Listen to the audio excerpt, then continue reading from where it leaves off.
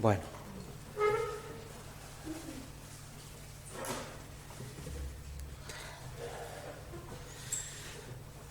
Padre Celestial, gracias por esta tarde, Señor. Gracias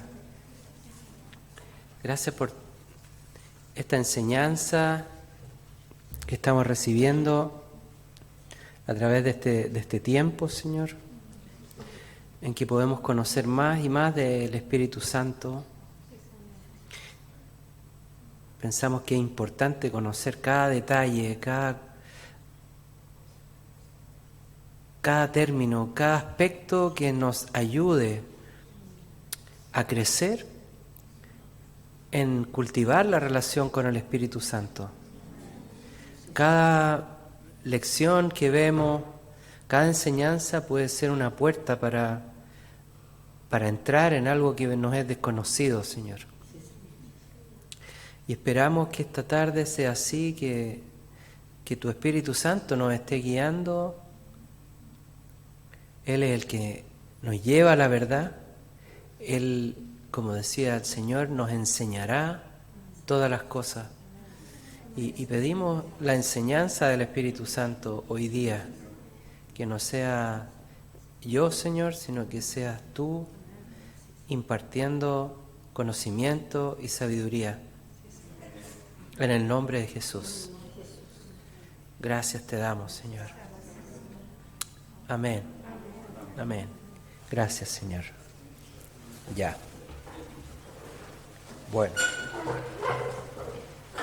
Ah, qué bien.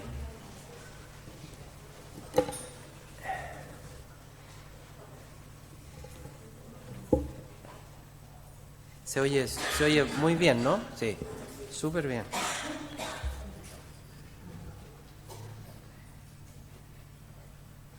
Bueno, hoy día, al principio yo pensaba que esto iba a ser un poco como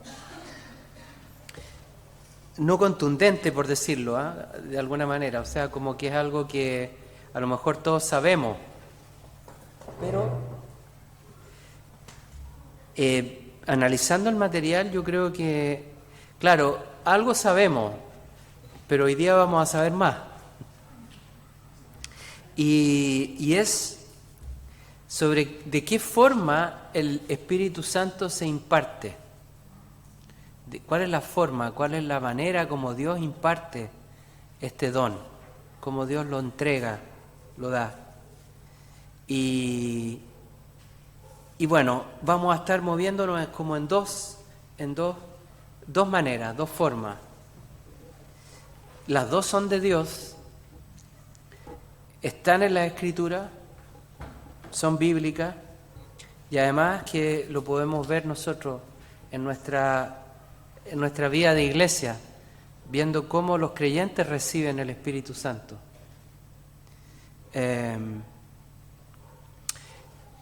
Y esto básicamente a través de dos maneras. Una, en que Dios soberanamente llena a una persona con su Espíritu Santo, lo hace Él solo, y la otra es a través de la imposición de manos. Estas dos formas están en la Escritura. Vimos cuando Filomena enseñó que el Espíritu Santo se recibe por gracia, ¿no?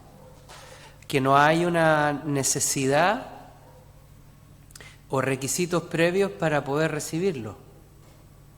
Es decir, no hay requisitos previos en términos de características que pueda tener la persona, pero sí hoy día vamos a ver de una condición que la persona tiene que tener, tiene que manifestar para poder recibir el Espíritu Santo, ya sea por imposición de mano o por acción soberana de Dios. Hay algo que debe haber en el creyente, que recibe el Espíritu Santo. Si bien no es una condición de santidad o no son méritos, no son características personales, pero sí debe haber algo en el corazón. Eso lo vamos a ver hoy día.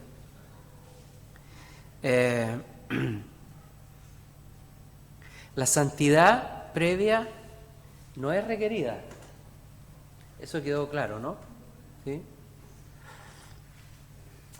Porque sería un sinsentido, ya que la palabra dice que el Espíritu Santo nos santifica, nos lleva a caminar en santidad.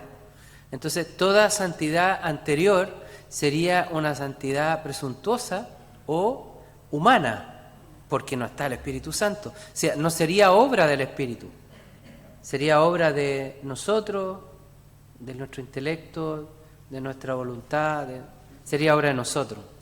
Entonces, eso tiene que quedar claro, que es Dios el que actúa y Dios nos santifica por medio del Espíritu Santo. Entonces,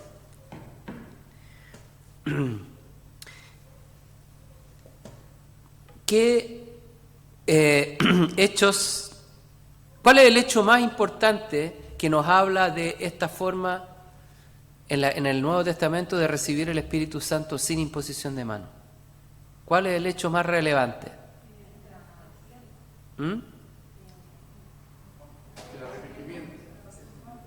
No estoy hablando de condiciones. ¿Qué suceso ocurre que a nosotros nos muestra que el Espíritu Santo se recibió sin imposición de mano? Cornelio. Pero hay uno más importante. El primero. ¿Ah? Claro, Pentecostés. Pentecostés. ¿Quién impuso mano? Nadie. Estaban ahí ellos, ¿no? Esto está cayó el Espíritu Santo en ellos sin que nadie orara, ¿no es cierto? Nadie impusiera mano, nadie hizo nada, sin embargo ellos estaban ahí, estaban unánimes juntos, habían orado, iban al templo, ¿no es cierto? Predicaban, hablaban, pero no había nada más que el hecho de estar juntos. Y reciben el Espíritu Santo. En Lucas 24:49, el Señor les dice que no se vayan de Jerusalén, ¿no es cierto? Y que esperen.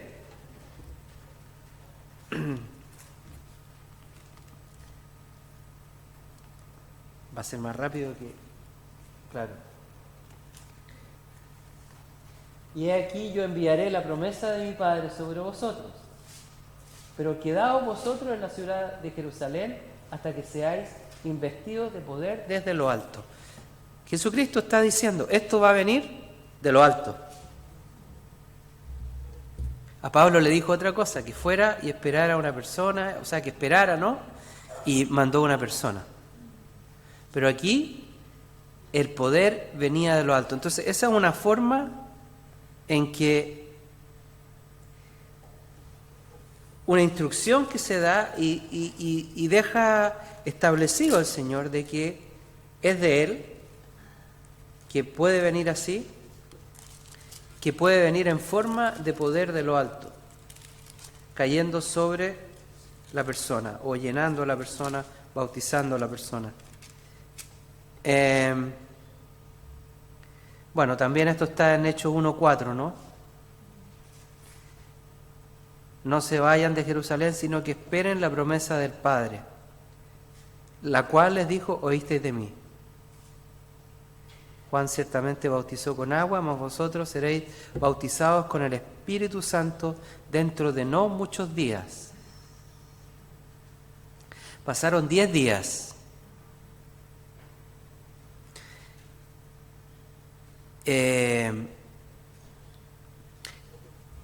¿Creen ustedes que esos 10 días fueron importantes para recibir la promesa o no? ¿Por qué? A ver.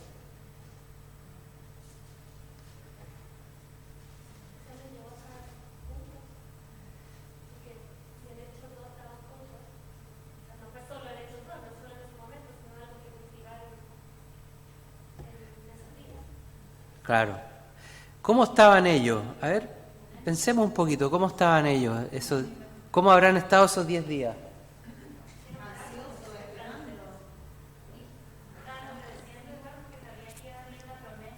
Claro. Estaban anhelantes, ¿no? Estaban esperando la promesa. ¿Ah? ¿Hacían turnos de oración?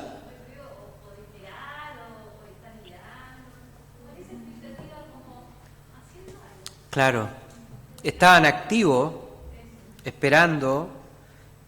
De partida se habían apartado, ¿no? Estaban juntos, apartados, pero no estaban en una vigilia de 24 horas, no estaban en una cadena de oración. Si hubiese sido así, la Escritura diría, ¿no?, que estaban constantemente, día y noche, orando. No, estaban ahí, estaban juntos y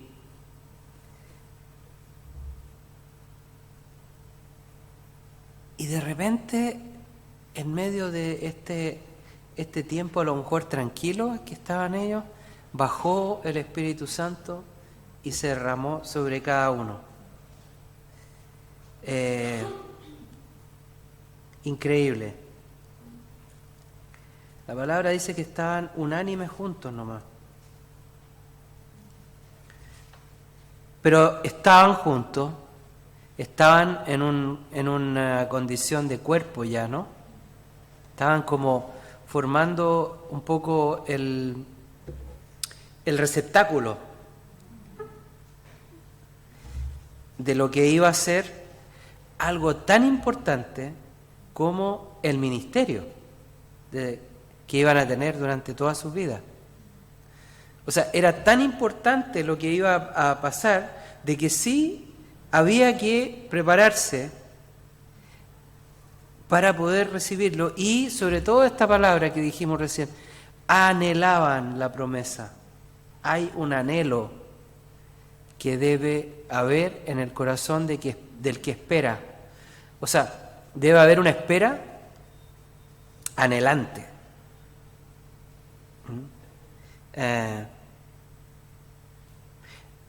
Y todo esto es en el fondo una preparación del corazón, porque si bien es cierto la persona no puede prepararse en fruto, ¿no?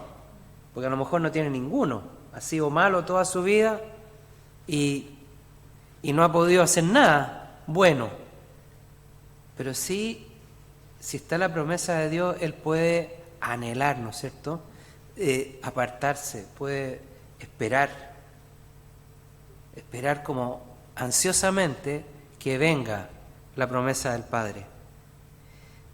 Santiago 4:8 dice: acercaos a Dios y Él se acercará a vosotros.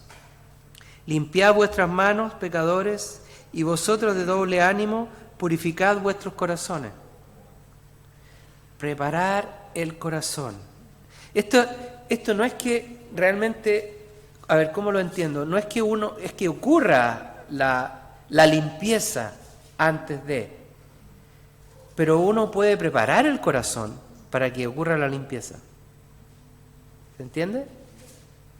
Es distinto al hecho ya de limpieza, de santificación, de cuando el pecado se desarraiga, a que la persona, estando así en esa condición, prepare su corazón para lo que venga después.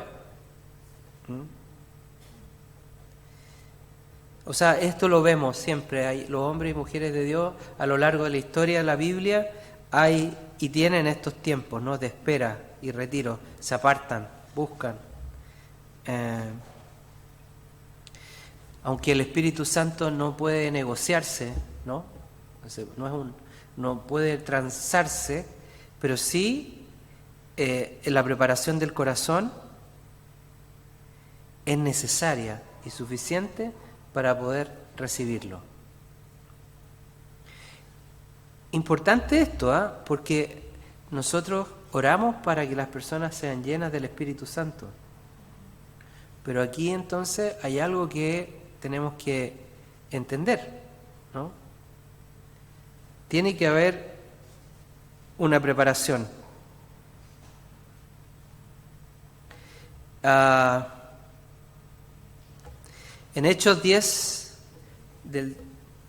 Hechos 10, verso 34, vamos a ver lo que pasa con Cornelio.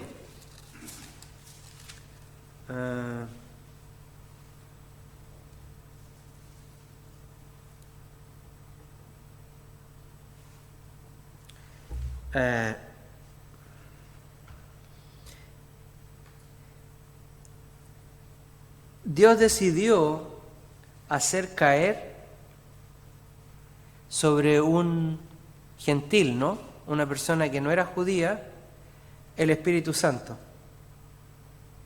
Y cayó el Espíritu Santo. Y fueron todos llenos del Espíritu Santo, ¿no? Incluso la casa de Cornelio recibió, sin que haya una imposición de manos. Después Pedro fue y vio todo esto, ¿no? Y dice, abriendo la boca, dijo, en verdad comprendo que Dios no hace acepción de personas, sino que en toda nación se agrada del que teme y hace justicia. ¿Qué características tenía Cornelio? ¿Era un hombre santo? No, era centurión romano, seguramente hacía cosas que a Dios no le agradaban, ¿no? Pero dice aquí que en el verso 2 dice, era piadoso y temeroso de Dios con toda su casa, y hacía muchas limosnas al pueblo y oraba a Dios siempre. O sea, bueno, no era una persona que podamos decir era un asesino o era un hombre temeroso de Dios, pero dentro de su condición de romano, seguramente le daban órdenes que tenía que cumplir que no eran agradables a Dios, ¿no? Pero aún así él era un hombre que temía a Dios. Y tenía estas características, ¿no? Que había enseñado a sus hijos también a temer a Dios. Y oraba.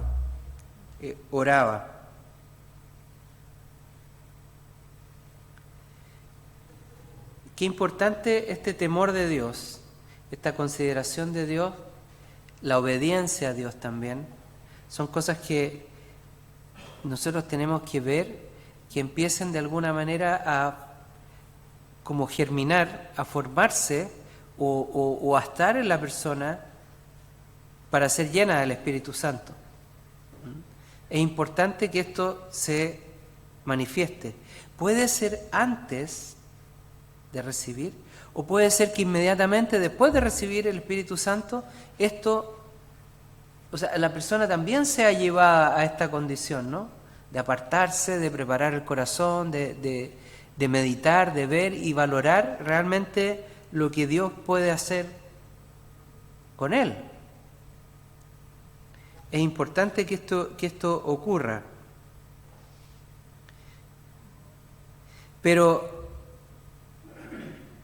si bien Dios lo eligió para recibir, ¿no es cierto? Fue necesario que Pedro viniera a su casa, recibiera la palabra y hubiera claridad sobre lo que estaba pasando, ¿no? Como que la palabra de Dios le da sentido a las cosas que ocurren.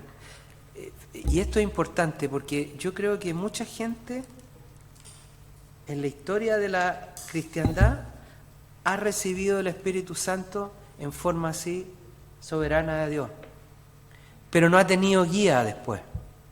Ha faltado guía, ha faltado la enseñanza de la palabra, ha faltado el cuerpo tal vez. Y una persona que recibe el Espíritu Santo puede ser que si no la tiene, se pierda. Puede ser que el plan de Dios para esa persona sea uno, ¿no es cierto?, con la llenura del Espíritu Santo.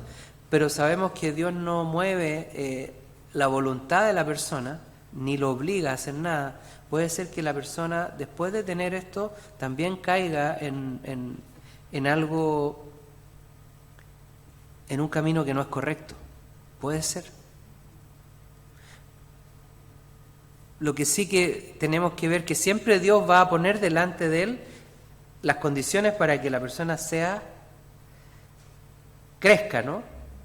Crezca, o sea, ahí está, hay una persona, pero a lo mejor después como que ocurren cosas que la gente como que se diluye, se va, puede ser.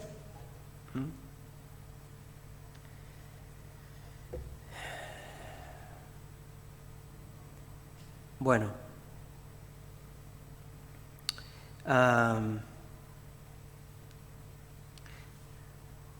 en el verso 44, ¿no es cierto? Dice: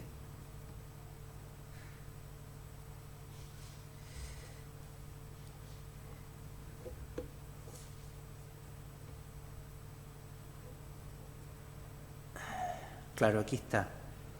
Mientras hablaba Pedro hablaba las palabras nomás, cayó el Espíritu Santo sobre todo. Pedro no impuso mano, no hizo nada. Pedro habló nomás. Empezó a predicar y en ese momento cayó el Espíritu Santo sobre todos los que oían el discurso. No hubo imposición de mano, fue una acción soberana nomás de Dios.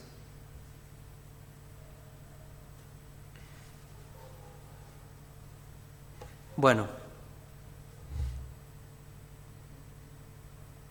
estos son ejemplos entonces en que el Espíritu Santo puede derramarse sin imposición de mano. Ahora,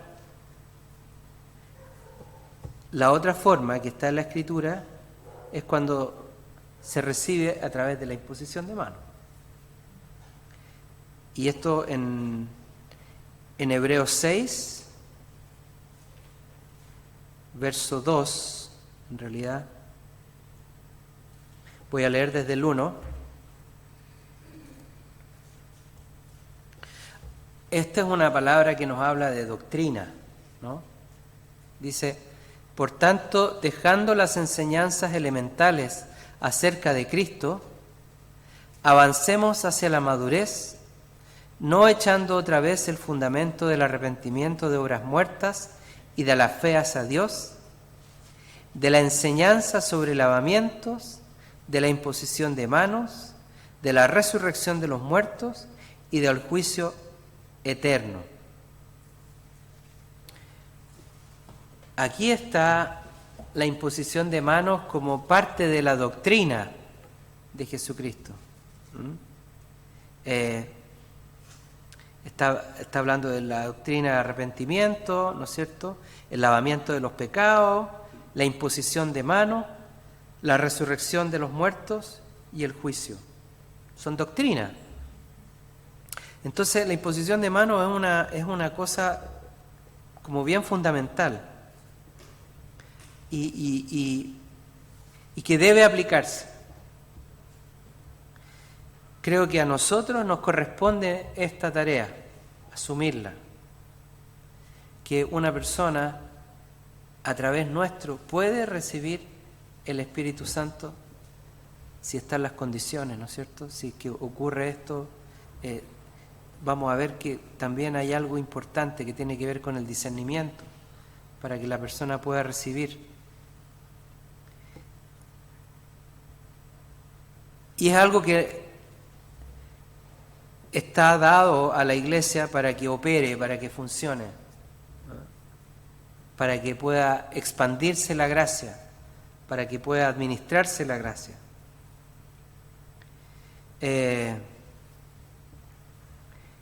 Fíjense que hay un caso que está en las Escrituras, en Hechos capítulo 8.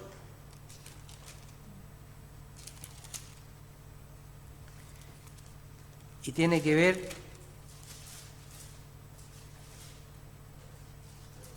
con Felipe. Felipe, ahí está Felipe.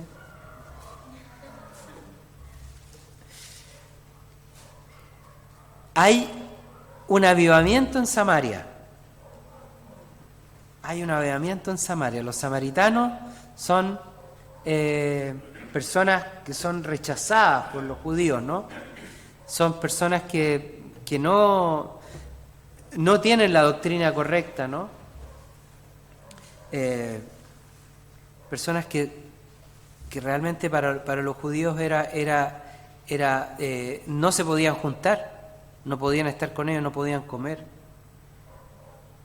etcétera. Pero, sin embargo, el Espíritu Santo empieza a hacer una obra aquí en Samaria. Y con Felipe. Dice en el verso 5, Felipe descendió a la ciudad de Samaria y les predicaba a Cristo. Y la gente unánime escuchaba atentamente las cosas que decía Felipe, oyendo y viendo las señales que hacía. Porque muchos que tenían espíritus inmundos salían estos dando grandes voces, y muchos paralíticos y cojos eran sanados. Fíjense, hay una cosa grande que hace Felipe, pero Felipe no ora para que sean llenos del Espíritu Santo. Felipe, algo le pasó, no sé, se dedicó a hacer milagros nomás. Se entusiasmó con los milagros, vio que estaban funcionando y fantástico, se dedicó a hacer milagros. Tal vez fue la forma como Dios preparó a esas personas para lo que venía después. Pero qué importante lo que ocurrió después. Porque en el verso 15, ¿no? Perdón, el verso 14 dice: cuando los apóstoles que estaban en Jerusalén oyeron que Samaria había recibido la palabra de Dios, eso había recibido la palabra de Dios, enviaron allá a Pedro y a Juan, los cuales, habiendo venido, oraron por ellos para que recibiesen el Espíritu Santo, porque aún no había descendido sobre ninguno de ellos, sino que solamente así habían sido bautizados en el nombre de Jesús. Aquí está ocurriendo lo que más o menos siempre ocurre, ¿no? Vemos que, la gente, por ejemplo, en el curso de doctrinas fundamentales hay una preparación, hay una comprensión de las cosas de Dios, un entendimiento, hay una preparación del corazón, hay un bautismo también, y generalmente después, ¿no es cierto?, se ora por el bautismo del Espíritu Santo. A veces no es tan así, a veces el Espíritu Santo llega antes nomás, pero igual hay una preparación. Reciben la palabra, tienen que recibir la palabra y después entonces el bautismo del Espíritu Santo. Y aquí los apóstoles van y hacen un diagnóstico, ¿no? Un poco de lo que está pasando. Oye, no ha caído el Espíritu Santo sobre ellos y han recibido señales, milagros y toda la cosa, pero no tienen el Espíritu Santo. ¿Qué hacemos? Y hacen dos cosas, que son las que uno hace, ¿no? Las que tenemos que hacer. ¿Qué es lo que hacen? Oran primero por ellos, ¿no? Oran. Como dice el 15, oraron por ellos y después entonces imponían las manos, como dice en el verso 17. Entonces les imponían las manos y recibían el Espíritu Santo. Primero se ora por la persona y después entonces se impone mano. Es distinto, no es como imponer mano y orar. Primero hay que orar, ¿no es cierto? Preparar, pedir, Ver también, vamos a ver que el discernimiento es importante en este proceso que puede durar unos segundos, pueden ser segundos realmente, o minutos, pero es importante el orden. Orar primero, ¿no es cierto? Buscar la guía de Dios, ver el estado, la condición de la persona, cómo está su corazón, y después entonces orar por la llenura del Espíritu Santo. Pienso que el Espíritu Santo puede venir para alguien, primero que nada, como consolador. Puede ser que la persona esté muy quebrantada, esté pasando por un tiempo difícil, donde su alma está mal y necesita el Espíritu Santo, primero que nada, la forma del consuelo de Dios, para sanar, para empezar una obra de sanidad. Puede que otra persona, al orar por esa persona, oremos por fuego, para que la persona reciba fuego, ¿no es cierto? Y está como en una condición así como de alerta y reciba fuego y parte saltando, orando en lengua y toda la cosa. Puede que la persona esté en una condición de atadura y al recibir el Espíritu Santo empiecen a salir los demonios, a liberar, ¿cierto? Salir, manifestarse cosas.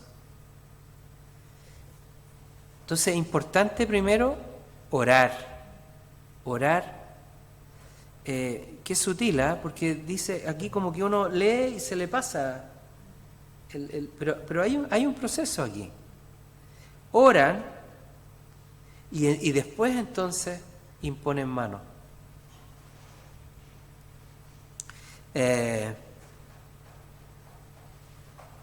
Y aquí entonces es necesario el tema del discernimiento.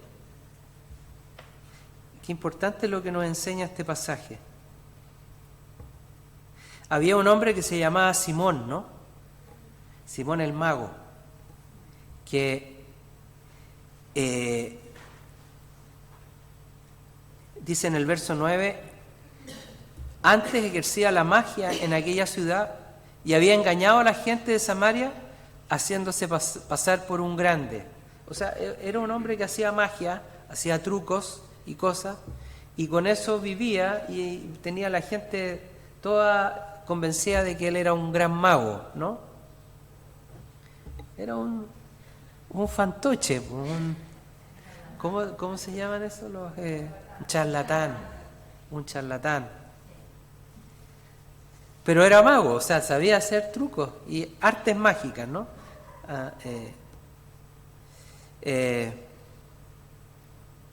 Pero a él le pasa algo. Cree.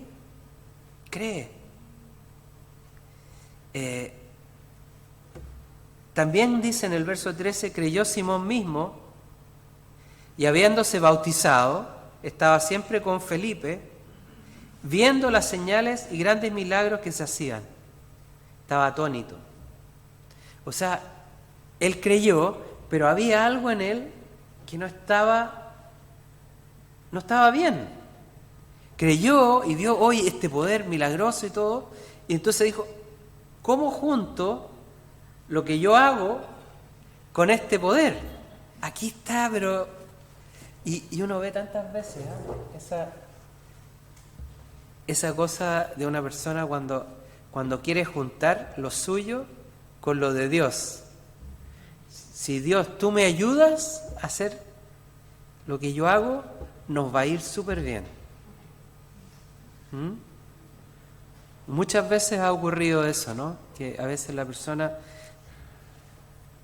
bueno, tal vez falta, ¿no es cierto?, nacer de nuevo, que la mente sea renovada, transformada, pero se piensa que se puede juntar, ¿no? Dios me da favor para comprarme un terreno, porque eso es lo que yo quiero, comprarme un terreno en la playa. Entonces voy a empezar a orar y a pedirle a Dios que me dé favor para que su Espíritu Santo mueva las cosas y yo me pueda comprar el terreno.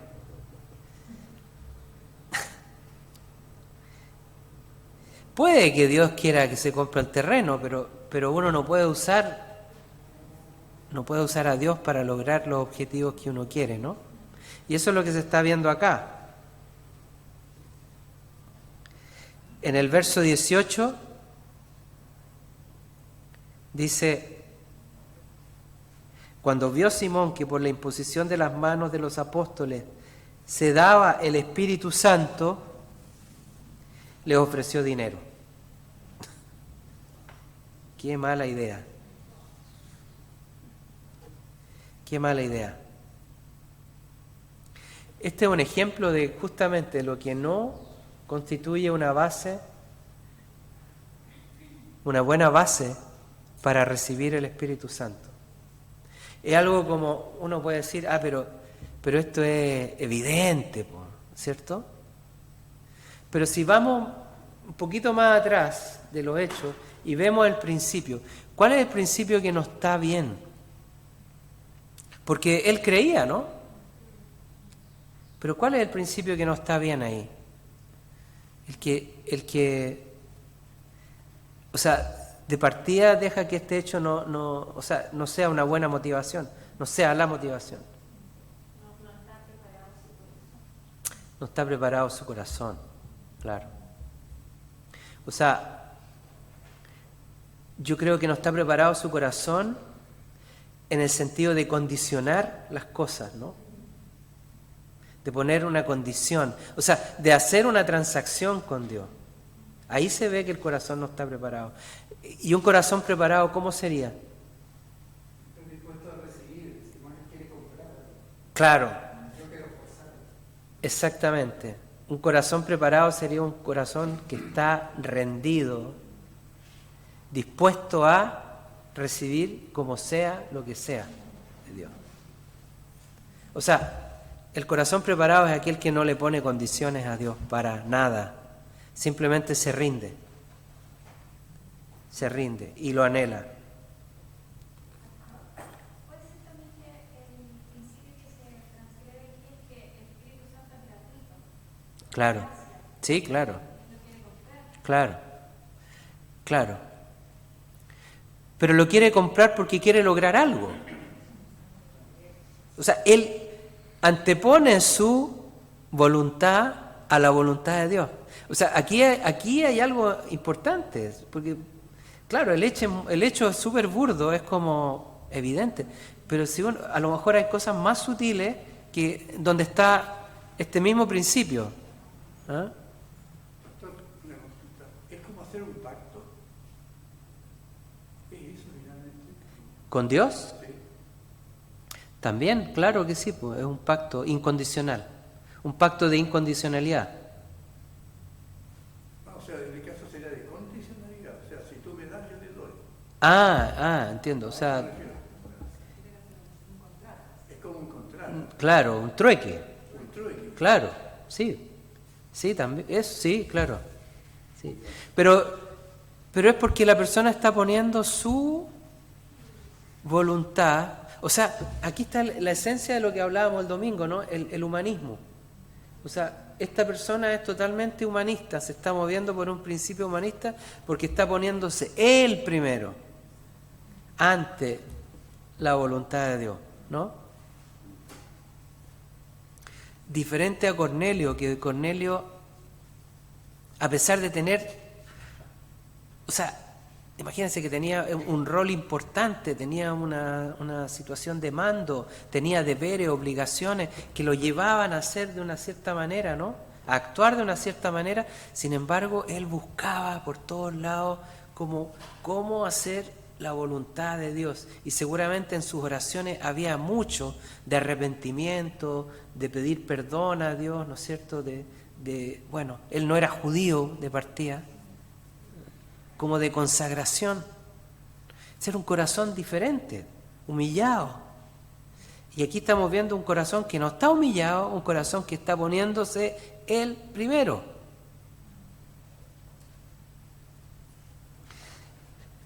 Pero fíjense que aún así Dios tiene misericordia, porque este hombre estaba creyendo, ¿no? Y Pedro se espanta cuando cuando lo escucha, ¿no? Y dice, tu dinero perezca contigo, porque has pensado que el don de Dios se obtiene con dinero. No tienes tú parte ni suerte en este asunto, porque tu corazón no es recto delante de Dios. Arrepiéntete pues de esta maldad y ruega a Dios si quizás te sea perdonado el pensamiento de tu corazón. Porque en hiel de amargura y en prisión de maldad veo que estás. Respondió entonces Simón y dijo, rogad vosotros por mí al Señor, para que nada de esto que habéis dicho venga sobre mí. Bueno, no sabemos qué pasó con él, ¿no? Pero por lo menos está dando señales, ¿no? De que quiere revertir la cosa, ¿no?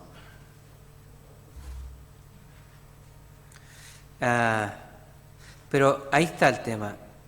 El corazón no es recto. Tiene que haber un corazón recto. Corazón alineado con Dios. Un corazón recto es un corazón que está humillado delante de Dios, que no está en condición de ponerle condiciones a Dios, de condicionar ni hacer tratos con Dios.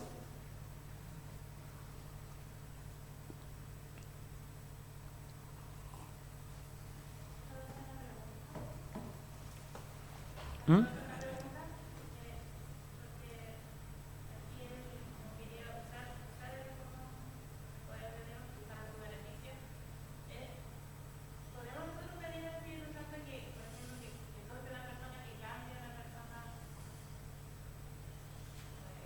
¿Que cambie su corazón? Sí, claro que sí.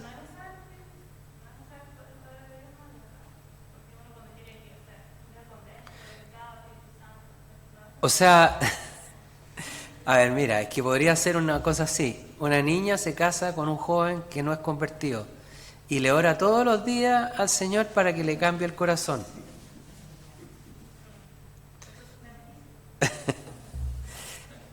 Eso obviamente que no está mal de raíz, ¿no? Pero sí uno puede pedir, claro, si es que al caso contrario, una mujer que llega al Señor se convierte y pide que Dios le cambie el corazón al marido, pero no para que sea más bueno con ella, sino que para que se convierta a Dios, ¿no? Para que sea salvo. Claro que podemos pedir que Dios cambie los corazones, pero para que Dios haga su voluntad en la persona y no para obtener uno beneficio. Es bien distinto. Sí. Pero bueno, el tema es que aquí, claro, nos deja en claro que tiene que haber también de parte del que ora, orar, imponer manos, pero tiene que haber discernimiento. Porque a lo mejor no sé, puede que alguien se entusiasme con la llenura del Espíritu Santo y empiece a imponer manos y que la persona, que todos sean llenos del Espíritu Santo, como uno ve así de repente esas cosas en los estadios, cuando, no sé, una persona empieza a orar y todo el estadio se cae y uno dice, a ver, o sea, todos estos fueron llenos del Espíritu Santo, todos estaban preparados, todos estaban bien, todos tenían buenas motivaciones, ¿no? Todos se caen. Yo creo que tiene que haber discernimiento, ¿no? Para ver realmente, como en este caso, qué es lo que mueve a la persona. O sea, Pedro claramente le dijo a este hombre, o sea, tú no tienes parte en esto. Así como estás, no tienes parte, olvídate. Olvídate. Es un ejemplo muy burdo, ¿no? Pero para nosotros también deberíamos, si es que oramos por personas, tener discernimiento y ver si la persona realmente está preparada. Muchas veces han venido personas acá adelante y yo no he orado por el Espíritu Santo, porque veo que la persona no está. preparada. Está en sus temas, está como en él, ¿no? Pero cuando uno ve a una persona que realmente está derramada delante del Señor, que está rendido, que está quebrantado, y eso es bien importante, una persona que viene de un quebranto, como Cornelio, ahí es bien diferente, bien diferente. Ahí sí, podemos hablar de llenura del Espíritu Santo, una persona que está realmente lista para, y que puede, por lo tanto,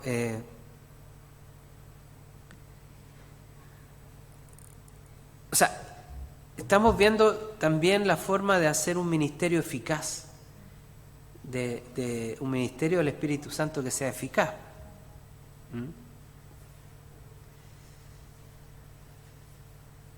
Bueno, entonces vamos viendo que el Espíritu Santo se imparte por imposición de mano, que hay personas que están también destinadas a imponer mano. Aquí estaban los apóstoles, ¿cierto? No era cualquiera.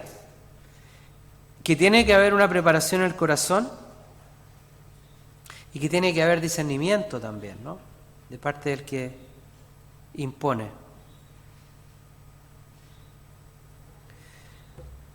Hay otro caso también que es notable de la imposición de mano, que es el caso de Pablo. Este enemigo de la iglesia realmente era un cazador de cristianos, andaba cazando cristianos, así literalmente, buscando a la gente para tomarla y meterla presa, y quien de repente los mataran, ¿no? Enemigo de Dios.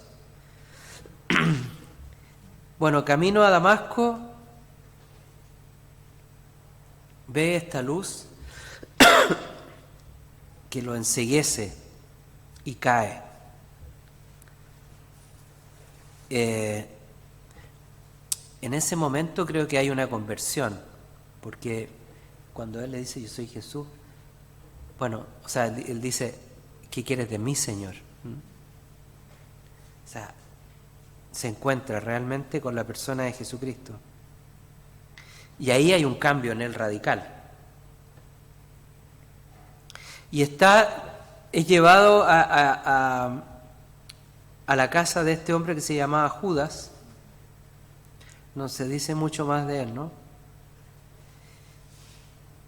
Y está 3 días orando y esperando.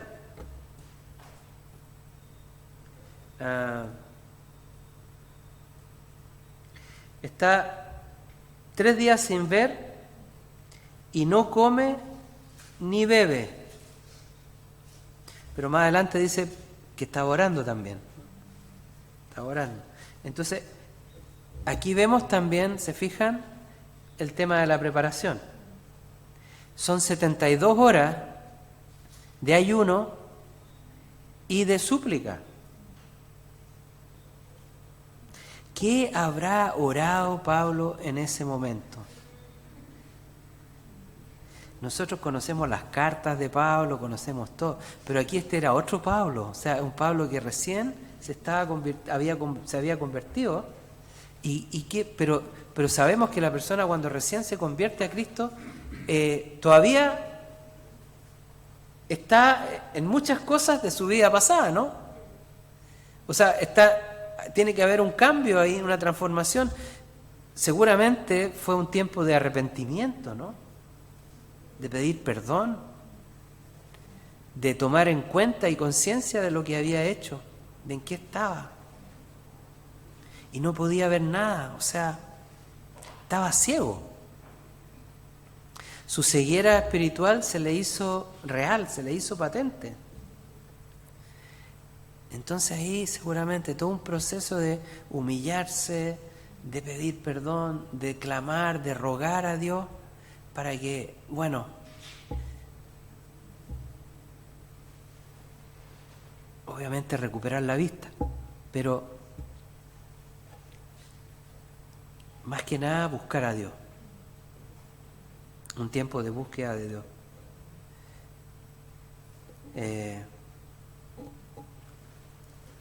Y ahí entonces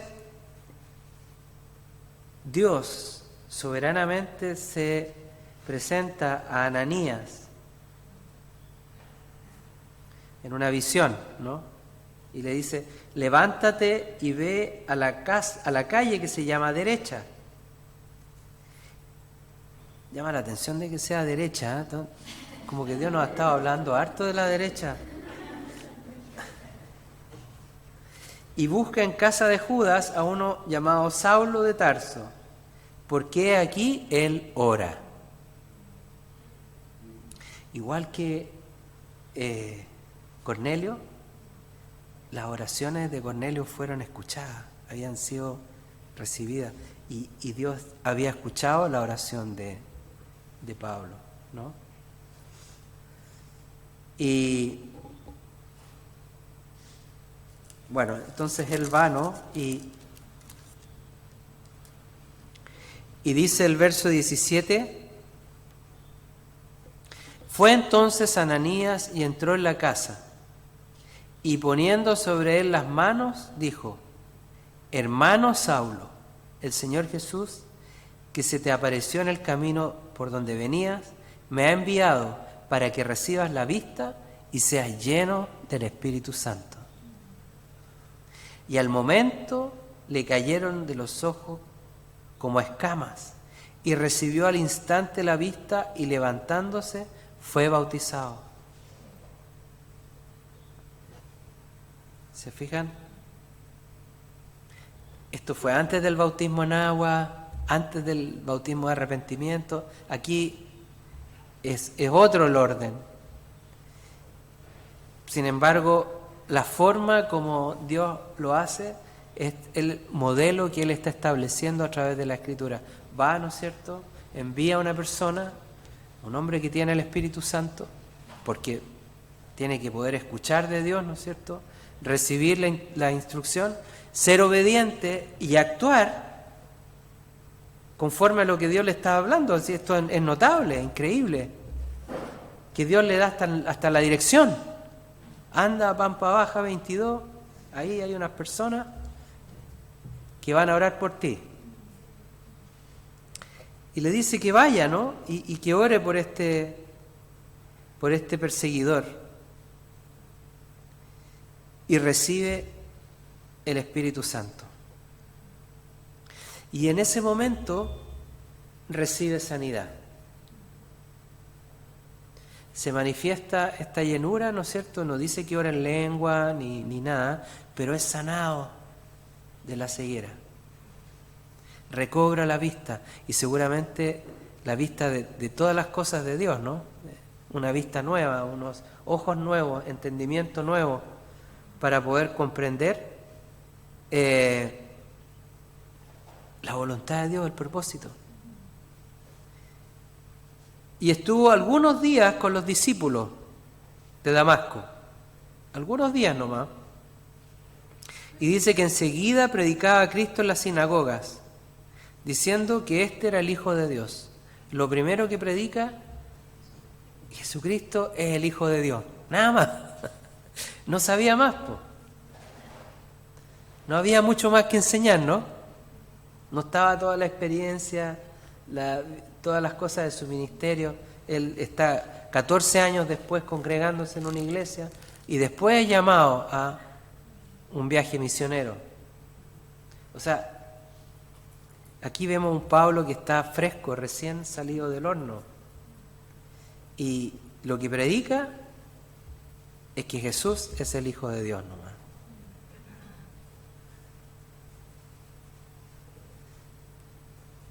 Bueno, este hecho yo creo que marcó a Pablo. Le dijo: Pablo, esta es la manera. Así se ministra al Espíritu Santo. Y él durante toda su vida lo hizo así. Ora por la gente, impone manos, la gente recibe el Espíritu Santo. Y es lo que nosotros recibimos también como lo que hay que hacer, ¿no? Porque si bien es cierto, alguien puede recibir el Espíritu Santo solo por ahí, Bueno, tendríamos que nosotros, si sabemos esto, conocemos este hecho, ir y enseñarle la palabra, explicarle qué es lo que le está pasando, ¿no? Puede ser. Pero por otro lado, está este ministerio, ¿no? De imposición de manos. Poner manos para que la persona sea llena. Entonces, eso es.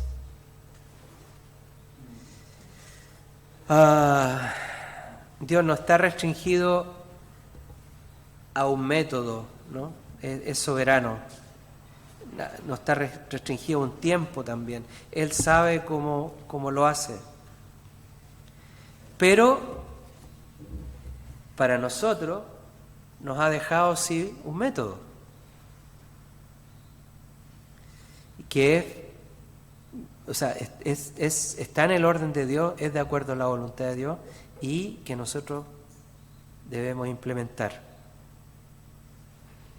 Fíjense que hay un precedente en la Escritura de la imposición de manos en el Antiguo Testamento. Esto está en Deuteronomio 34:9.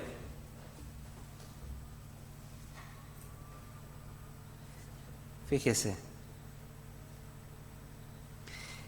Josué, hijo de Nun, estaba lleno del espíritu de sabiduría porque Moisés había puesto sus manos sobre él. Y los hijos de Israel le escucharon e hicieron tal como el Señor había mandado a Moisés. O sea, impuso mano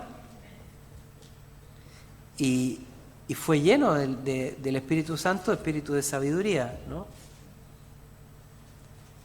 Para una obra específica y de acuerdo al esquema y orden del Antiguo Testamento, que es diferente al Nuevo Testamento.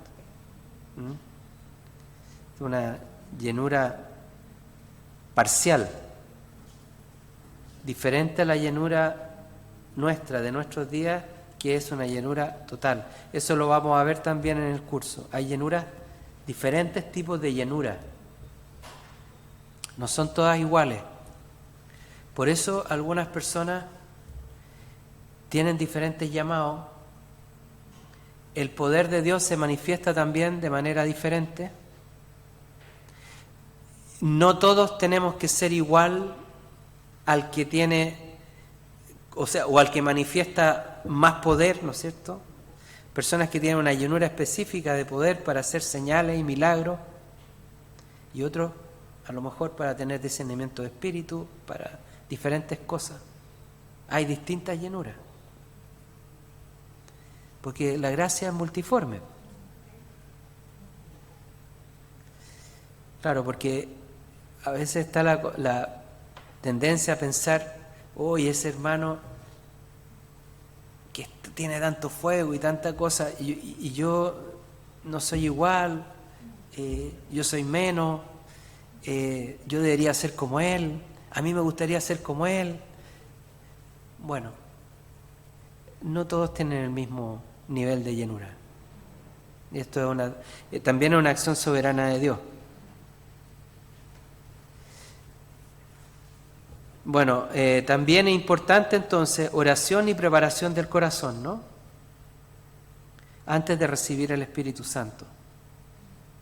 Si a ustedes les toca, están a lo mejor discipulando a alguien que no tiene el Espíritu Santo, que va, entonces consideren esto, que ustedes tienen que prepararlo, buscar que la persona sea preparada. Puede que sea en días, o puede que sea en horas o minutos, pero que haya un llevar, ¿no es cierto?, a la persona a que su corazón esté preparado, que tenga un corazón rendido, entregado y que anhele el Espíritu Santo. Yo pienso que yo me he equivocado muchas veces, porque he orado por el Espíritu Santo con personas que no están preparadas. Y me ha tocado verlo y que en realidad, incluso he orado por personas que han recibido las lenguas y todo, pero la persona no estaba preparada. Y el resultado no es el mismo. no es el mismo. Lamentablemente.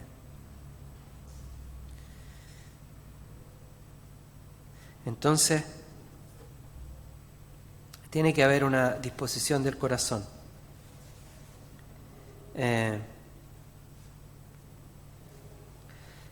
También importante preparar el momento con oración, ¿no? Y con discernimiento para ver en qué está la persona y orar en esa dirección, ¿no?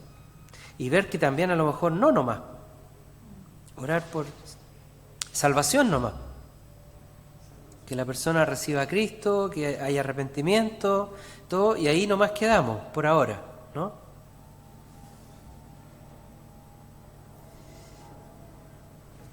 Si consideramos estas cosas, yo creo que el ministerio del Espíritu Santo va a ser efectivo, va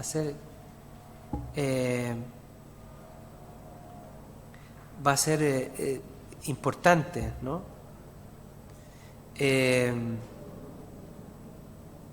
Han habido muchas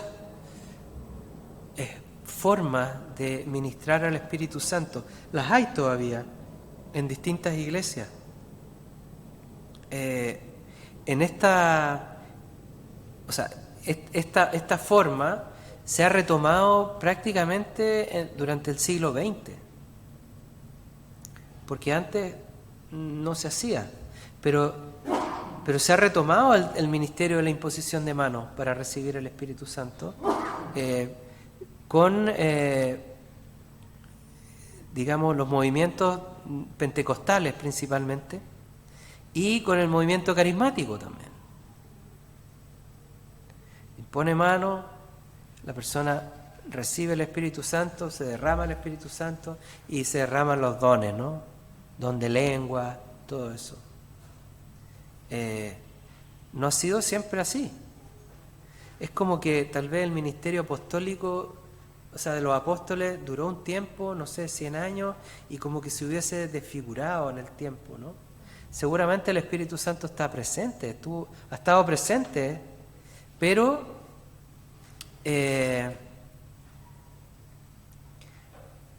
vemos que recién este último siglo se ha levantado algo poderoso, ¿no? Con conversiones así milagrosas, multitudes. Gracias, Señor, porque estamos en este tiempo, ¿no? Gracias porque tenemos esto.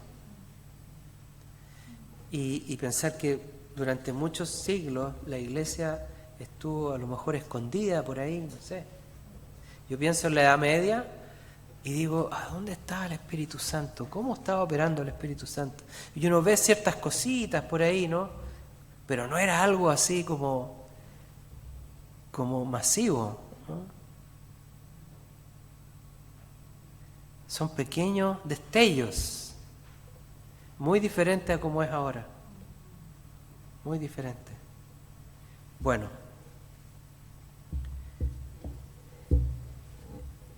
eso es. Terminemos alabando al Señor, ¿les parece? Y dándole gracias.